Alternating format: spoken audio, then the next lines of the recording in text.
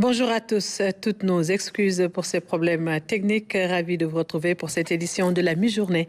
Tout de suite, les titres. Le dialogue national sur les réformes et la modernisation de la justice démarre ce mardi 28 mai. Il est attendu de ces concertations de mesures fortes pour une indépendance de la justice.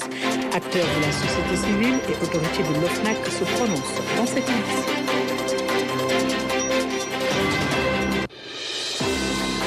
Des milliers de personnes dans les rues de Dakar pour demander l'arrêt du massacre des populations de Gaza. Une marche pacifique tenue ce dimanche en soutien au peuple palestinien. Le conflit israélo-palestinien a entraîné des milliers de morts. En sport, football, Ligue 1, Teungueth FC, sacré champion du Sénégal pour la deuxième fois. Il a battu Génération Foot sur un score d'1-0 au stade Lat Dior de Thiès. Et dans le journal des régions, nous irons en Guinée-Bissau pour parler du Festival international de la culture Mancagne.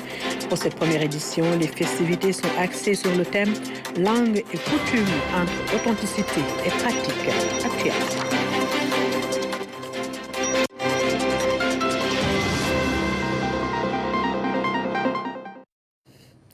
Bienvenue à tous. Le masque traditionnel de la Guinée-Bissau offert au monument de la Renaissance africaine Gabeza de Baka Borotou Bijago, c'est le nom de cet objet d'art qui a une valeur symbolique pour le peuple bissau-guinéen. L'œuvre a été réceptionnée par le ministre de la Jeunesse, des Sports et de la Culture et c'était en présence de notre reporter Fatou Diouf.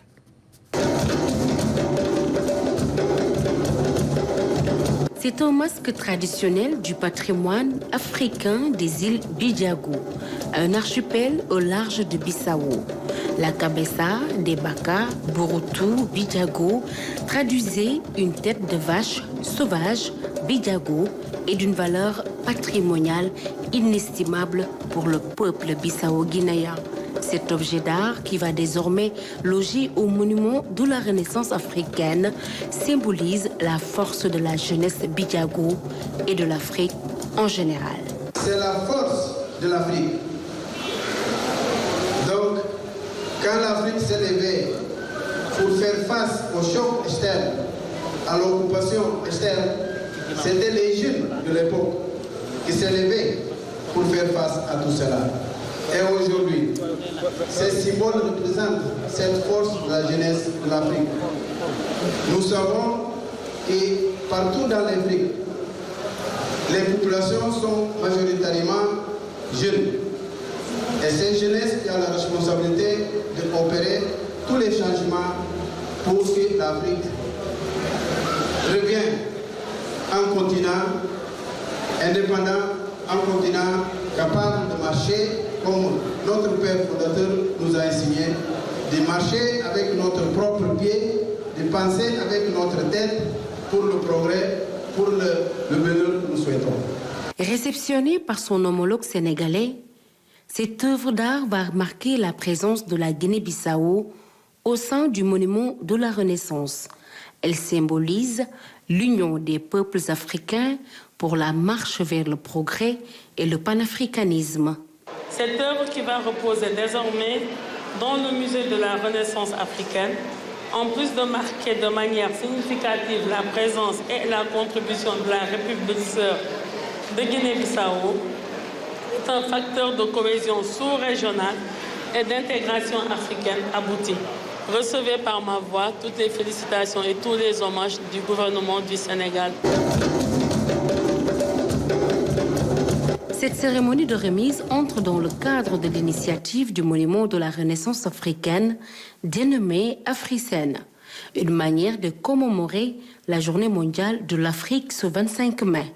Pour agrémenter la soirée, des échanges de présents et une animation culturelle ont mis fin à la cérémonie. Les assises de la justice s'ouvrent ce mardi 28 mai 2024. L'initiative du dialogue national sur les réformes et la modernisation de la justice est vivement appréciée par les acteurs de la société civile et les autorités de l'OFNAC.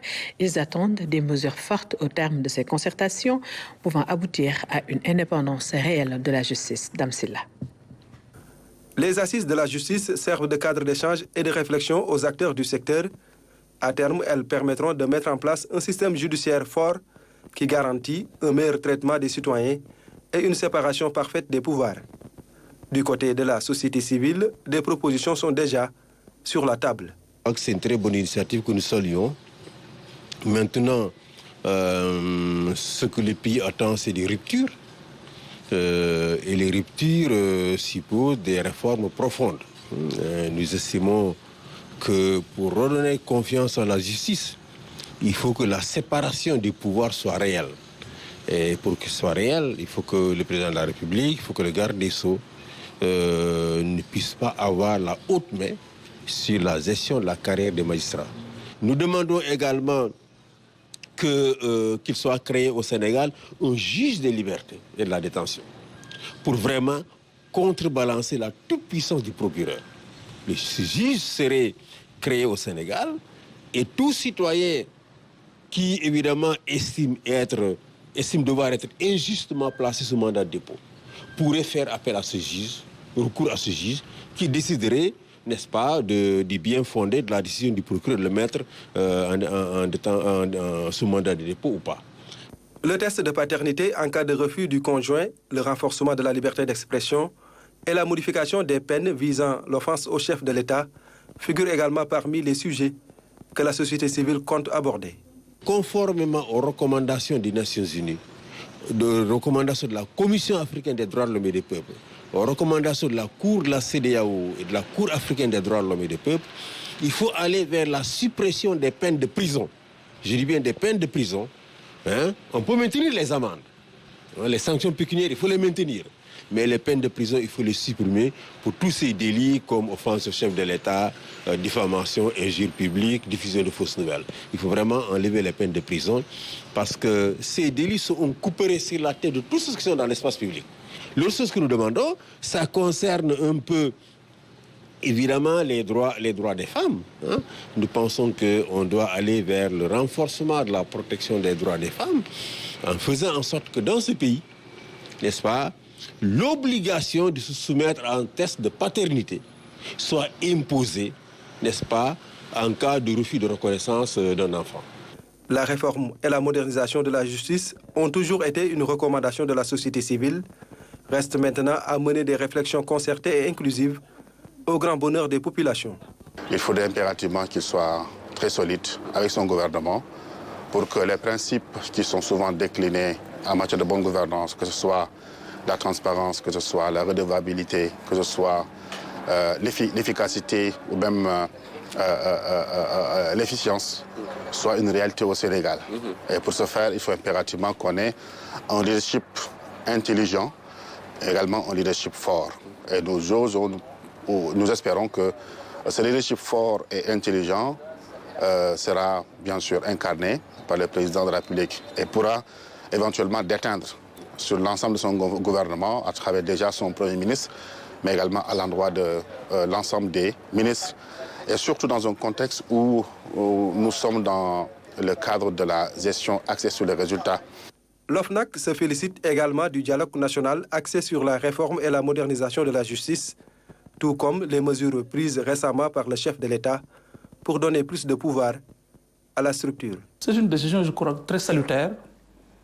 Il faut faire l'état des lieux pour savoir où on va, pour savoir ce qui ne marche pas, comment faire marcher. Donc je crois que c'est une initiative très heureuse et que, en tout cas ici au niveau de l'OFNAC, tout le monde l'apprécie et nous sommes très disposés à apporter notre pierre à l'édifice. Le dialogue national vise à examiner en profondeur les forces et faiblesses du système judiciaire, à identifier les dispositions légales et réglementaires, ainsi que les mécanismes institutionnels à améliorer. À terme, une feuille de route sera élaborée pour une mise en œuvre des solutions dégagées.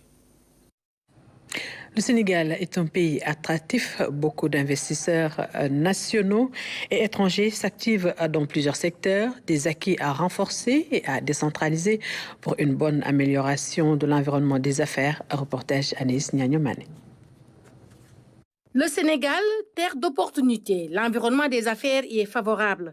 Ces dernières années, le pays a connu une attraction d'investisseurs étrangers et nationaux grâce à la découverte du pétrole et du gaz.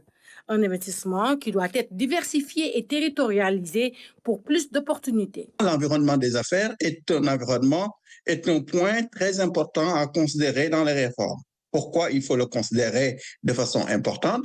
C'est que nous savons un pays qui a besoin de financement pour son développement et partout dans le monde, les gens ont besoin du financement du développement par l'investissement, que ce soit de l'investissement public ou de l'investissement privé. L'investissement au Sénégal, ça va.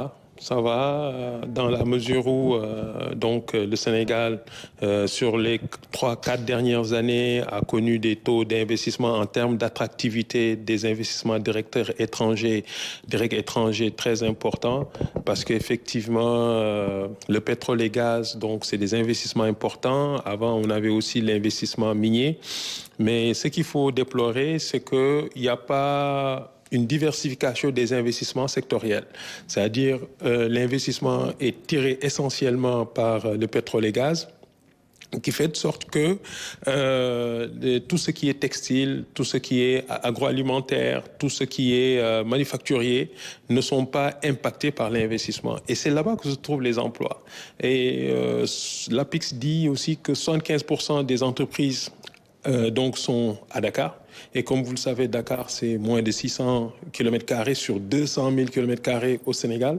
Donc, qui dit qu'on doit pouvoir territorialiser l'investissement. C'est-à-dire l'investissement doit aller au-delà de Dakar. Depuis 2013, le gouvernement a mis en place un programme de réforme de l'environnement des affaires et de la compétitivité. Programme qui doit être renforcé par la promotion de la Chambre de commerce et la mise en place des cours d'appel décentralisés qui vont appuyer le tribunal du commerce. La première réforme, c'est en matière des tribunaux de commerce. On sait que l'État du Sénégal a fait des efforts extraordinaire en mettant en place le tribunal du commerce. Donc tout ce qui est commercial est orienté au niveau, si vous allez à la TG, on va vous dire non, ça c'est pour le tribunal du commerce. C'est magnifique. Et c'est des gens qui traitent plus de 5000 dossiers par année, des milliers de milliards par année et qui font un travail extraordinaire. Mais le problème, c'est que c'est un tribunal qui agit en premier et dernier ressort seulement lorsque ça n'atteint pas 10 millions. Donc, quand ça dépasse 10 millions, il n'agit qu'à premier ressort. Donc, ça veut dire que quand il y a appel, ce tribunal de commerce n'existe pas. Donc, d'appel n'existe pas. Donc, il faut aller au niveau du TGI, donc tribunal de grande instance. Et là-bas, les juges ne sont pas si spécialisés que les juges qui sont au tribunal du commerce. Donc, ça, nous pensons que l'État doit pouvoir réformer à mettre en place un tribunal d'appel. Une cour d'appel pour le tribunal du commerce. Ça, c'est une chose. Et aussi, le décentraliser au niveau des territoires. Le deuxième élément de réforme important, c'est pour tout ce qui est cassation. Parce que si l'appel se fait TGI, il n'y a pas de tribunal de commerce, mais la cassation se fait à Abidjan. Donc, le Sénégal a décidé de donner sa souveraineté donc, en matière de cassation. Ça, c'est si en appel, vous n'êtes pas d'accord. Et si en appel, vous n'êtes pas d'accord, malheureusement, il n'y a qu'à Abidjan. Et Abidjan, les arbitres coûtent cher. Le troisième élément de réforme que nous souhaitons, c'est au niveau de l'immédiateté. Donc, nous pensons qu'il faut aller au niveau donc, du COA, donc du Code des obligations de l'administration, pour y inscrire, donc, parce que les lois sont équivalentes entre elles, pour permettre de dissuader effectivement tout ce qui est pratique anormale en matière de passation. Ce que nous demandons aussi, c'est que l'État nous aide à promouvoir le centre d'arbitrage de la Chambre de commerce. Parce que, comme vous le savez, la Chambre de commerce, c'est des chambres consulaires, c'est des délégations donc, des services publics. Là, on a des juges, des arbitres qu'on choisit, qui sont experts dans le métier. Pour encourager les investissements au Sénégal, l'accent doit être sur la sécurité du secteur des affaires et l'accélération du traitement des contentieux. Au Sénégal, s'il y a un secteur où on doit placer l'accent de façon importante, c'est sur la question du traitement du contentieux commercial dans l'environnement des affaires. Et c'est quoi le contentieux commercial? Vous venez investir au Sénégal, vous avez un différend dans le cadre de votre contrat, ça va dans le système judiciaire de façon longue et ce n'est pas efficace. Il faut regarder de façon importante comment la sécurisation des investissements peut être renforcée pour que l'argent ait confiance davantage à s'installer au Sénégal. Si on réduit les délais, je pense que c'est quelque chose, parce qu'il y a des gens qui utilisent donc des renvois. Et puis, quand vous faites beaucoup de renvois, c'est beaucoup d'écriture. Mais le magistrat, est-ce qu'il a suffisamment de ressources humaines pour traiter un dossier sur lequel, mettons, il y a eu 10 renvois? Donc, pour dire que donc, la question des ressources humaines se pose. Donc, les contentieux, on doit pouvoir les vider rapidement. Mais ça revient toujours aux questions de moyens. non seulement de moyens humains, les magistrats, les ratios, moi j'ai plus en tête le ratio, mais quand vous prenez le ratio de magistrats par entreprise, mais c'est extraordinairement bas. Donc pour dire que la lenteur dans les contentieux, vraiment est liée à mon avis, pour une bonne partie, pour des questions de moyens humains et aussi de moyens matériels. Les assises du secteur judiciaire prévues dans quelques jours montrent que le Sénégal est pleinement engagé à améliorer son climat des affaires. L'objectif est de promouvoir les investissements et favoriser une croissance économique. Et nous reparlons de cette grande marche pacifique en soutien au peuple palestinien. Des milliers de personnes sont sorties ce dimanche pour demander l'arrêt du massacre des populations de Gaza. Tous de blanc vêtus, ils ont scandé le célèbre slogan pour la libération du peuple palestinien. Sedina Lunfal. Libérer la Palestine, c'est le but de cette marche pacifique. Ils étaient des milliers dans les rues à Dakar, des hommes et femmes de plusieurs nationalités qui ont voulu protester contre le massacre des populations palestiniennes à Gaza. Israël est en train de massacrer les enfants à Gaza, les femmes, les innocents. Ils bombardent les Occidentaux, ils bombardent les hôpitaux et les Occidentaux ne disent rien. Je dis bien, arrête, halte. Il faut arrêter le boucher de Tel Aviv qui utilise le conflit de Gaza pour échapper à la justice israélienne. C'est ça la réalité. Ça fait 8 mois qu'il y a ce massacre, ce génocide, que l'Occident n'ose pas appeler un génocide, qu'on nous interdit d'appeler un génocide. Mais il y a un réel génocide, il y a une déportation des populations. Ça fait 8 mois que les Sénégalais ont mal. On n'a pas pu parler jusqu'à présent. Et aujourd'hui, c'est vraiment la première grande marche, je l'espère, un cri du cœur. Et avec ce qu'on voit au niveau international, les décisions de la Cour pénale internationale, même si elles ne vont pas toutes dans le sens de la vérité ou de la justice, ce sont peut-être des premiers pas. On a vu la reconnaissance de l'État de Palestine par 3 pays européens. Là, on a vu des États comme la Colombie qui ont fermé leurs ambassades avec l'occupant israélien. L'ambassade de Palestine au Sénégal a organisé cette marche pacifique en partenariat avec l'Africaine de médiation, de gestion et de règlement de conflits. Depuis plus de 76 ans, notre peuple souffre d'une invasion qui l'a déraciné de sa terre. Déplacé après destruction de ses villes et villages, devenant réfugiés des camps, misérable aussi bien son histoire, aussi bien son territoire que dans les pays voisins. L'État d'Israël, qui ignore les droits les plus reconnus par le droit international, a continué à pratiquer l'oppression contre le peuple palestinien sous toutes ses formes à travers ses gouvernements successifs. Depuis 8 mois, l'envahisseur mène une guerre d'extermination et de nettoyage ethnique dans la bande de Gaza. À Dakar, on manifeste, mais à Rafah, dans la bande de Gaza, l'armée israélienne poursuit ses bombardements malgré la décision de la Cour internationale de justice qui a ordonné la suspension des opérations. Depuis le début de la guerre que mène Israël contre le Hamas, plus de 35 000 personnes ont été tuées. Et nous en venons au sport football. Ligue 1, Teungueth FC, champion du Sénégal, à une journée de la fin du championnat face à Génération Foot au stade Lat Dior de Thiès. Les Rufisquois ont fait l'essentiel en s'imposant 1-0. Une victoire qui les consacre pour la 2e fois champion du Sénégal. Retour sur les temps forts du match avec Fatoumata Savané.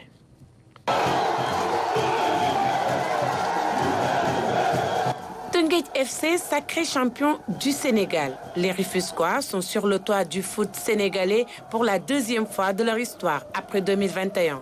Les hommes du coach Cheikh Gueye ont battu les champions en titre Génération Foot sur le score de 1-0.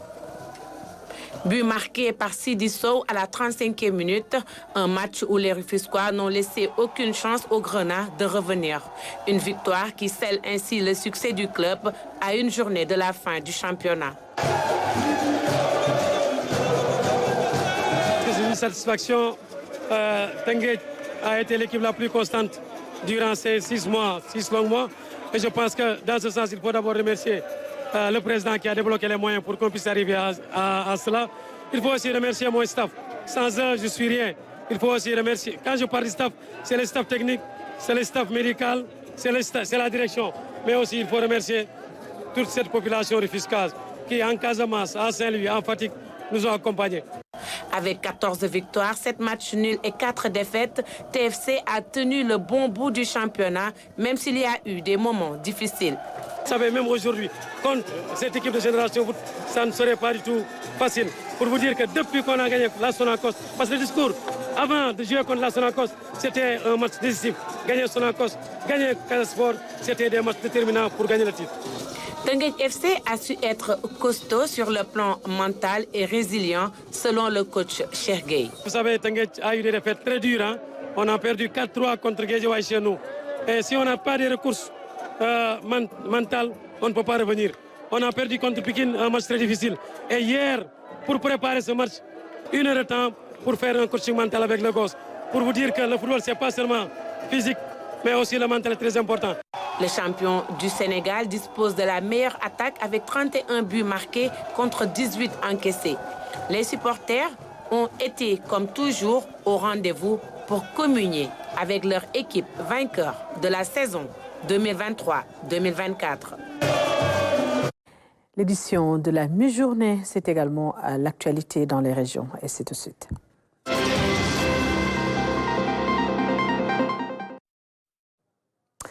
Et pour démarrer, parlons éducation. Les stages pratiques des élèves maîtres sont effectués au niveau des établissements scolaires et d'application. La maternelle municipale et l'école élémentaire Bounama Diallo de Tambacounda en font partie. Reporter Tchorodja s'est rendu dans ces 2 écoles pour recueillir l'avis des enseignants et des chefs d'établissement sur l'importance pour les tout-petits d'effectuer un cycle complet au préscolaire avant l'élémentaire. Reportage. École maternelle municipale, l'un des établissements préscolaires d'application de la commune de Tambacounda. C'est une grande école d'application qui gère chaque année les élèves maîtres qui sont au CRFPE et nous les accueillons à chaque fois pour des périodes de stage pratiques. Ici, 13 classes physiques sont fonctionnelles pour assurer l'encadrement des tout-petits, de la petite section à la grande, en passant par la moyenne. Dans cet établissement, la qualité des enseignements-apprentissages permet d'assimiler l'essentiel du programme, bien avant l'élémentaire. Quand vous ratez la formation préscolaire d'un enfant, c'est comme si vous l'aviez annihilé. Donc tout se joue ici. En réalité, c'est ça qui fait la force du préscolaire, comme quoi les enfants qui passent ici, qui font leur cycle normal, à l'élémentaire, on ne les voit pas, ils sont toujours devant. Il y a le savoir, il y a le savoir-faire, il y a le savoir-être. Nous avons des matières qui font que les enfants sont assez préparés, telles que la logico-mathématique, nous avons la lecture, la copie, nous avons la psychomotricité qui vraiment forme l'enfant dans le sens où l'enfant, pratiquement avec son corps, fait beaucoup de choses. L'enseignement est un sacerdoce. Être capable de former ses enfants âgés entre 2 et 6 ans doit être, au-delà d'un engagement, une passion. Celui qui n'aime pas le métier ne peut pas le faire. Et n'est pas enseignant qui veut. Parce qu'en réalité, un enseignant, c'est d'abord un psychologue, c'est un éducateur, c'est un parent, mais c'est un instructeur aussi. Un enfant qui a 4 ans, 5 ans, tu ne le touches pas directement, tu ne l'intéresses pas à ce qu'il fait, il ne te considère même pas, il ne te suit même pas. Tu lui donnes par exemple une situation bien motivante. Là, il sera obligé de faire des recherches pour essayer de résoudre la situation que tu lui as donnée. C'est pourquoi, pour faire des leçons au préscolaire, on doit bien réfléchir aux situations qu'on doit donner aux enfants. Donc, c'est forcé, tu dois comprendre la psychologie de l'enfant. Ici, au préscolaire, les enfants sont déjà à l'ère du numérique. Les tout-petits se sont appropriés l'outil informatique. C'est un programme qui consiste à enseigner le français, mais aussi les mathématiques. Ici, l'enfant essaie d'apprendre le vocabulaire. Il y a des images, comme par exemple ici, on a dit couronne. C'est l'enfant qui va cliquer sur couronne. Donc, vous voyez, quand c'est vert, cela veut dire que l'enfant a trouvé. Parce que si vous apprenez à un enfant une notion qui n'est pas vraie, vous l'avez déjà tué à moitié. Parce qu'un enfant, tout ce que son maître dit, c'est comme si Dieu l'avait dit. Donc, il faudrait vraiment que les enseignants soient assez outillés et l'amour du métier pour que vraiment on puisse réussir à faire de ces enfants-là des futurs leaders de demain, mais assez outillés. Après la maternelle municipale, cap sur une école élémentaire d'application, Bounama Diallo. Dans cette classe de CI, la majeure partie des élèves ont déjà effectué leur cycle complet de 3 ans à la maternelle, ce qui facilite la tâche à l'enseignant. recevons des élèves qui pour la plupart, ont fait le préscolaire. Et au préscolaire, on les a déjà commencé à enseigner. Donc, quand ils viennent au CI, c'est une continuité. Non, une appréciation très positive. Il n'y a pas de problème d'adaptation. Et les dernières évaluations qu'on a faites nous ont permis de voir que les élèves excellaient vraiment à LC, surtout à L1. CI, CP, souvent, 6, 7, 8 ans. C'est souvent, comme vous pouvez le constater, c'est des enfants qui sont très agités. Souvent aussi, c'est des enfants qui sont turbulents, comme on le dit. Ils ne sont pas très concentrés. Comment le maître donc doit-il faire, s'arranger pour faire passer un message? Donc ça aussi, c'est un problème.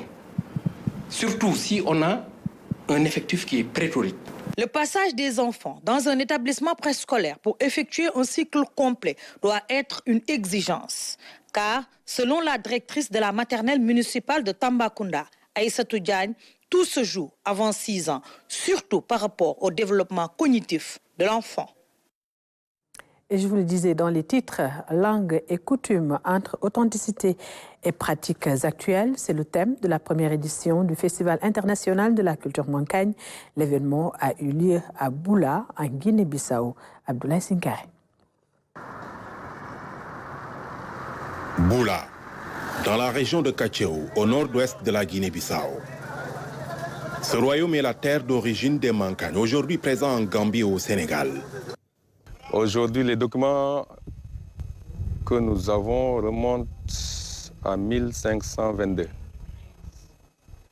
Or, oui, ce qui suppose qu'avant même l'arrivée du colon, les Mankagnes s'étaient déjà organisés en royaume dans cet espace connu sous le nom de Boula. Ce jour-là, ils sont venus de partout pour prendre part au premier festival international de la culture mankagne. Depuis qu'il est là, il a remarqué que les Mankagnes ne tiennent plus à l'orthodoxie dans l'organisation des cérémonies. Et ce qu'il trouve à la limite aberrant est qu'il fallait trouver l'occasion de discuter pour mettre les choses à plat. Parce que ce qu'il constate, c'est le voyeurisme. Le voyez-moi, chacun essaie de monter son pouvoir financier. Je veux que cela ait lieu pendant que je suis encore là. C'est pour dire combien il tient à cette rencontre-là. Et Dieu merci, aujourd'hui, nous voilà en train de concrétiser cette idée qui est née il y a quelques années, il y a 5 ans de cela. C'est une grande joie. Je ne peux même pas m'expliquer. On est tellement organisés à Dakar. Ma groupe là fait 150 femmes. Mais on est organisé, ça fait presque 18 ans qu'on est ensemble. Tu as vu notre comment on s'appelle, le Sœur Rabal. Notre Sœur Rabal, est-ce que vous avez vu les Sœurs Rabal comme celle-ci? Non. Non, c'est-à-dire si tu vois comme ça, on est organisé. Nous avons chez nous aussi des étudiants de la Guinée-Bissau et d'autres pays. Donc c'est une opportunité pour nous aussi de découvrir un peu ce qui se passe de la culture, pour voir comment créer ce brassage culturel au sein du campus social. Ce qui a valu même l'idée de la création d'un jardin des nations, pour que les étudiants se retrouvent chez eux à travers vraiment ce qui m'intéresse un peu l'africanité au sein de l'Université sociale.